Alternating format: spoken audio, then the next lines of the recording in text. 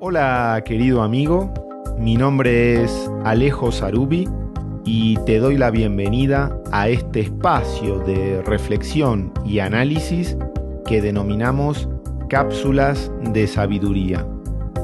La idea es que reflexionando sobre diversos temas podamos encontrar nuestra propia verdad.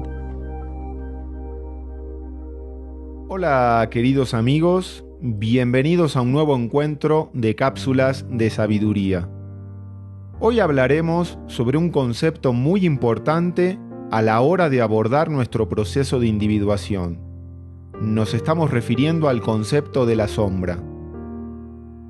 La palabra sombra hace referencia a una zona de oscuridad, a una zona donde no llega la luz.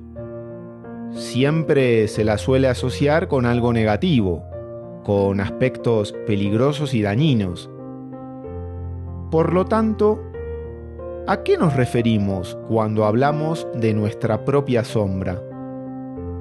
Desde un punto de vista psicológico, la sombra de un individuo hace referencia a los rasgos inferiores, incivilizados o bestiales que el yo consciente quiere ocultar a los demás. Se trata de un aspecto inconsciente de la personalidad, caracterizado por rasgos y actitudes que el yo consciente no reconoce como propios.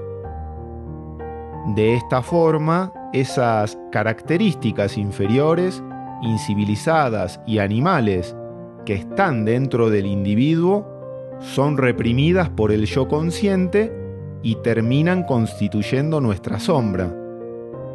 Podemos decir entonces que la conciencia del yo, la luz de la conciencia, es compensada por una contraparte inconsciente, la sombra. Según Jung, la misma es aquello que una persona no tiene deseo alguno de ser. Sería algo así como nuestro lado oscuro. La manifestación de la sombra, su imagen, puede aparecerse en sueños y fantasías, o bien como una proyección sobre otros. Y algo que remarca Jung es que esa imagen o manifestación de la sombra tiene una identidad sexual que suele ser del mismo tipo que el del individuo. Entonces, esa representación psíquica de nuestra personalidad reprimida convive siempre en nosotros. No es del todo negativa, pero sí inadaptada y primitiva. En definitiva, lo que busca la sombra, como todo lo inconsciente, es ser reconocida por cada uno de nosotros, que sus contenidos se vuelvan conscientes para nuestra propia personalidad. Como decía Jung, esa tarea no es fácil, pero si se le hace frente con sinceridad, puede revitalizar la existencia. Se trata realmente de un desafío ético para el yo, ya que se ponen en juego las bases de lo moral. Reconocer las partes oscuras de nuestra personalidad implica vencer muchas resistencias. Sin embargo, concientizar la sombra es parte indispensable de todo acto de autoconocimiento. El problema de que la sombra se encuentre reprimida es que, como decía Freud, al final, todo lo que se reprime se termina potenciando. Por lo tanto, debemos reconocerla, aceptarla e integrarla como parte de nosotros. No se trata de dar rienda suelta a todos esos impulsos reprimidos sin más, ya que en ese caso terminaríamos siendo devorados por nuestra propia sombra. Caer en todos esos impulsos y rasgos animales no haría más que consumirnos. Lo que debemos hacer es integrar la sombra sin que nos fagocite. ¿Y cómo se logra eso? Reconociéndola, aceptándola, haciéndola consciente, pero sin que nos posea. De esa forma, podremos estar más allá de ella. El ejemplo típico de la convivencia entre el yo consciente, lo que sería la luz del yo, y la sombra, es el del personaje del Dr. Jekyll y Mr. Hyde. Allí se da esa convivencia entre lo bueno y lo malo, entre lo claro y lo oscuro que hay en todos nosotros.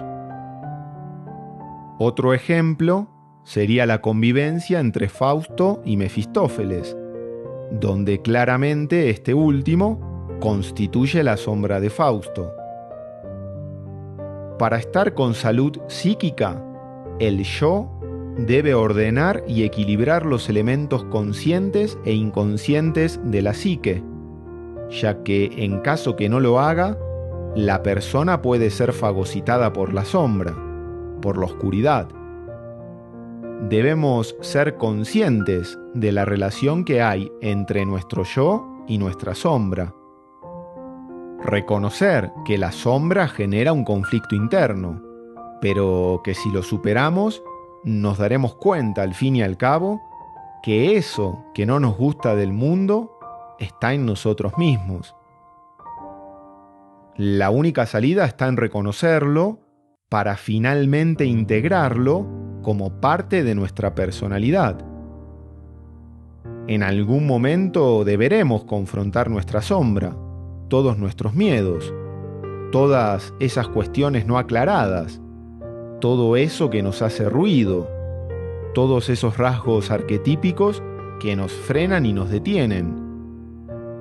Debemos ir más allá de la sombra, más allá de lo arquetípico. Para llegar al núcleo de la luz, no nos queda otra que atravesar nuestra propia sombra. Solo así podremos llegar a la luz de cada uno de nosotros, al sí mismo. Como vimos en el encuentro anterior, además de un inconsciente personal o individual, existe también un inconsciente en un nivel colectivo o general. Por lo tanto, para la sombra, además de una dimensión personal, existirá también una dimensión colectiva, es decir, la sombra colectiva, el lado oscuro de la humanidad misma. Ejemplos de esta se pueden encontrar en cualquier movimiento de masas o agrupación, siendo la Alemania nazi uno de los ejemplos más representativos. Otro evento significativo que expone a la sombra colectiva fue el lanzamiento de las bombas atómicas. Todo el tema de una guerra nuclear constituye una sombra en sí misma para la humanidad. Otro tema que genera ruido en nuestra época es el del ateísmo materialista.